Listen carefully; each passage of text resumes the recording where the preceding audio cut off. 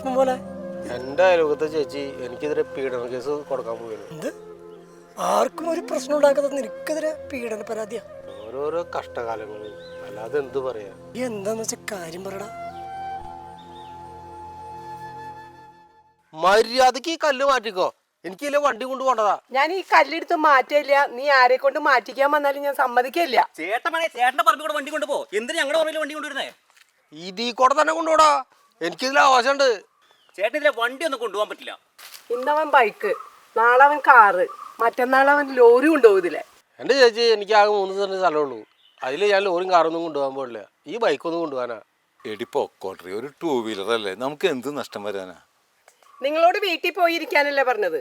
എടാ നീ നിന്റെ വണ്ടി എടുത്തോണ്ട് പോയടാ. അവന് ഇതിൽ നടക്കാനുള്ള അവകാശം കൊടുത്തിട്ടുള്ളൂ, അല്ലാണ്ട് ഒരവകാശവും ഇല്ല. ചേട്ടൻ വേണമെങ്കിൽ നടന്നു പൊക്കോ, അത് ഞങ്ങളുടെ ഔദാര്യം. മനുഷ്യൻ നമ്മുടെ മോനെ കണ്ടുപഠിക്ക്. അമ്മ ഒന്ന് പെടച്ചാലോ? വേടയ്ക്കാൻ നീ ഇങ്ങോട്ട് വാടങ്ങട്. നീ ഇത് പോടർക്കാ, കോപ്പിലെ സാധനങ്ങൾ കൊണ്ടുവച്ചേക്കണ്.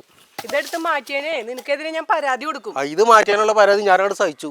നീ തീർന്നടാ, തീർന്ന്. ഒരു പുരുഷന്റെ ജീവിതം എവിടെ വരെയെന്ന് നിനക്കറിയോടാ? ഒരു സ്ത്രീ അവളെ കയറി പിടിച്ചെന്ന് പറയുന്നത് വരെ മാത്രം നിന്നെ ഞാൻ ശരിയാക്കി തരാടാ. നിനക്കെതിരെ പരാതിയാ? ഇത് ചോദിച്ചിട്ടേ കാര്യമുള്ളൂ. എടാ നിന്റെ കൂടെ ഞങ്ങളുണ്ടാ, നീ വന്നേ. ഇത് ചോദിച്ചിട്ടുള്ള കാര്യമുള്ളൂ. തന്നെ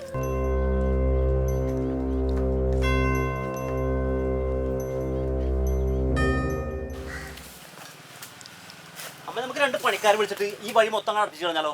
അങ്ങനെ തന്നെ ചെയ്യേണ്ടി വരും മോനെ. എന്തിനാടി ഇത്? നിങ്ങളൊന്ന് വീട്ടിൽ പോയിരിക്കും മനുഷ്യ.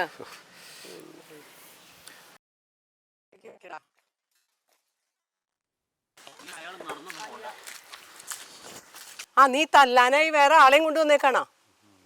തല്ല് കിട്ടുന്ന പണിയാണ് ചേച്ചി ചെയ്തു വെച്ചിരിക്കുന്നത്. പക്ഷെ തല്ലാൻ നിയമം അനുവദിക്കുന്നില്ല.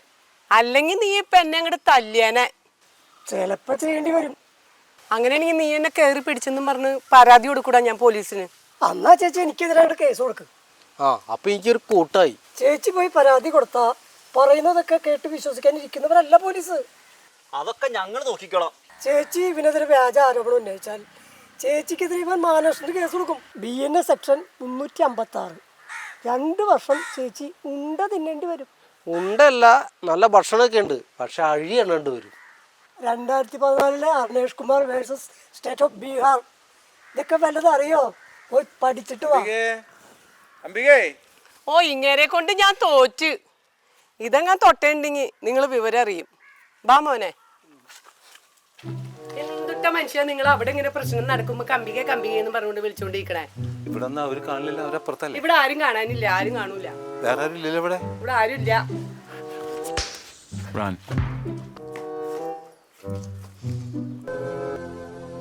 32 വർഷമായി ഞാൻ സഹിക്കുന്നു. ഒരു ഭർത്താവിനോടുള്ള പരിഗണന വേണ്ട, ഒരു പുരുഷനോടുള്ള പരിഗണനയെങ്കിലും എനിക്ക് തന്നൂടെ? നീ എന്തു പറയുമ്പോഴും പ്രതികരിക്കാതിരിക്കുന്നത് കുടുംബത്തൊരു പ്രശ്നം വേണ്ടല്ലോ എന്ന് വിചാരിച്ചിട്ടാ, അല്ലാതെ പ്രതികരിക്കാൻ അറിയാഞ്ഞിട്ടല്ല. അവരുടെ മുന്നിൽ വെച്ച് നീ എന്നെ ഒന്നിനും കൊള്ളാത്തവനാക്കിയപ്പോ ഞാൻ പ്രതികരിക്കാതിരുന്നത് എൻ്റെ മാന്യത.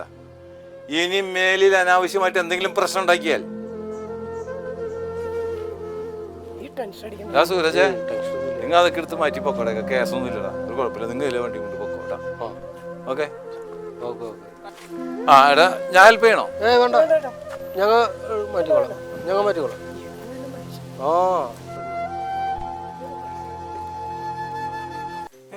എന്താ പറ്റി മോളെ?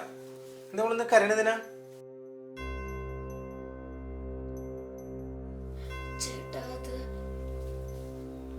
എന്തിനാ മോളെ കരയണത്? ചേട്ടനോട് കാര്യം പറ. എന്താ പറ്റിയ? എന്താ പ്രശ്നം? എന്താണ്?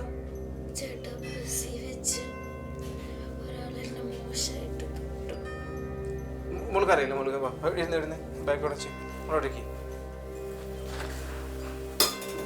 മോള് വെള്ളം കുടിച്ചേ.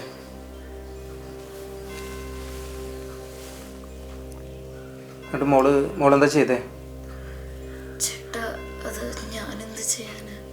പോട്ടെ, ശരിയാണ്. ഞാൻ ആരെങ്കിലോടും പറഞ്ഞ എല്ലാവരും എന്നെ മോശക്കാരിയാക്കിയാലോ ചേട്ടാ?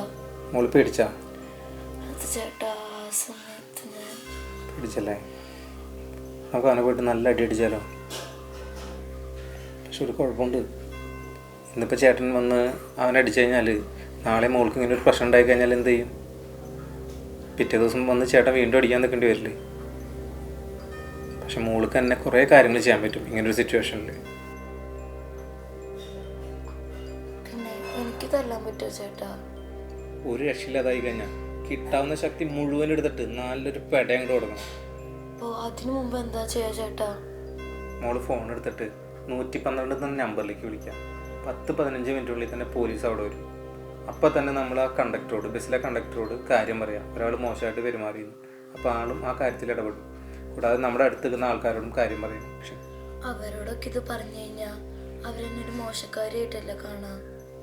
മോൾ അങ്ങനെയൊന്നും ചിന്തിക്കണ്ട. നമ്മൾ ചെയ്യേണ്ട കാര്യം ചെയ്യും. മറ്റുള്ളവർ അങ്ങനെ മോശമായിട്ടൊന്നും കാണില്ല കേട്ടോ. സോറി ചേട്ടാ, ഞാനങ്ങനെ ചെയ്യേണ്ടതായിരുന്നു. പക്ഷെ എനിക്ക് അവനൊന്നും ചെയ്യാൻ പറ്റിയില്ലല്ലോ.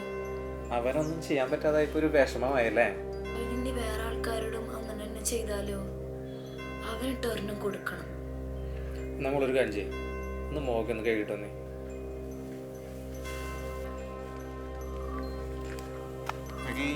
കൊച്ചിനറിയോ? എന്താ നീ തല്ലാൻ വന്നാണോ?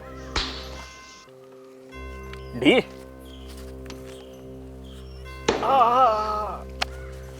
മേലാൽ ഇതേപോലെ ഇനി ഏതെങ്കിലും പിള്ളേരുടെ അടുത്തോ ആരെങ്കിലും അടുത്ത് ചെയ്യണമെന്ന് തോന്നിയാൽ ഇത് ഓർക്കണം. പിന്നെ ബാക്കിയുള്ളതൊക്കെ നിനക്ക് പിന്നാലെ വരണുണ്ട്. ഏട്ടാ, സന്തോഷമായില്ലേ?